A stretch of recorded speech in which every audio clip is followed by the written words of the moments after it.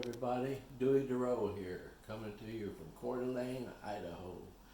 It was a sad day for me when I woke up and checked my phone, Facebook, that my friend Charlie Daniels had passed away.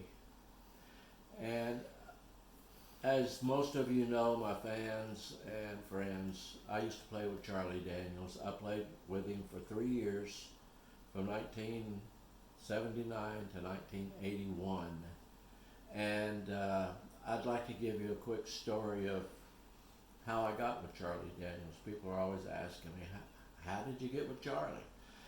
Well, I was living in Orange County in Los Angeles during that time in '79, and I was between gigs, so I went to the Musicians Union and put my name on the board. I wasn't even in the union, but I put my name on this board for apartments for rent, motorcycles for sale, and I just put it up there. Thought, never know, somebody might call you. The next day I get a call from Charlie Daniels, and he says, I understand you play tenor saxophone. I said, yes, I do. I said, who is this? He says, Charlie Daniels. And I said, what do you play, Charlie? I didn't know who Charlie Daniels was. He says, I play country. And I said, well, I don't play country. He says, well, what do you play? I said, I play disco. It was '79. And I really wasn't even in tune with country music at that time. And he said, well, I've putting a horn section together. I'm going on tour. I got this new song called Devil Went Down to Georgia. I'd like you to come up to Hollywood and audition to be in my band. And I said, okay. And so I went up to Hollywood, and I walked in the door, and there's 40 saxophone players waiting to audition. And they all had 3 sheets of music. They could read this music. And I told Charlie, I said, I can't sight read music. I can read a little bit, but not much. And he said, that's okay, sit down. Just listen to it. So I listened to 40 saxophone players play this song called Jitterbug. It was going to be on his new album, The Devil Went Down to Georgia album. And it was real tricky, a lot of fast horn licks on it. And so I listened to 40 saxophone players play it. And Charlie finally said, okay, you go out. Let me hear you. And I said, I told you, I can't read that. And he said, that's okay. He says, you heard it 40 times. Do you think you could play part of it? And I said, yeah.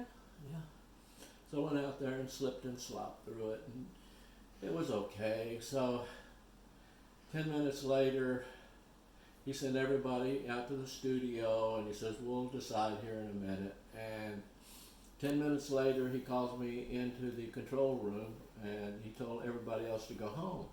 And I said, why did you pick me? I said, I told you I can't read. And he says, that's okay. He says, you're not going to be reading on my stage anyway. You're going to memorize it. And I said, so why did you hire me?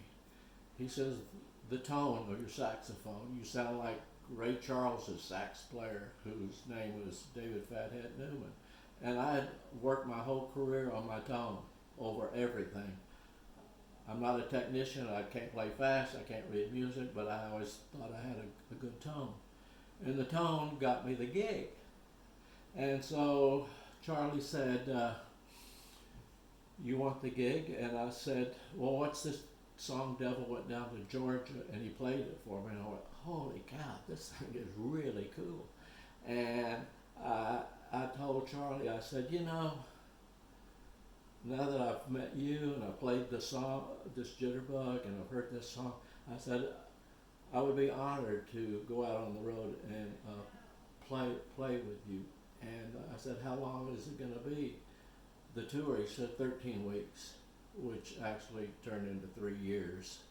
So in the meantime, I moved to Nashville. Our first gig was in New York at Nassau Coliseum. 20,000 people, 2 nights in a row, sold out, back to back. I'd never even been to a concert. I'd never seen a tour bus.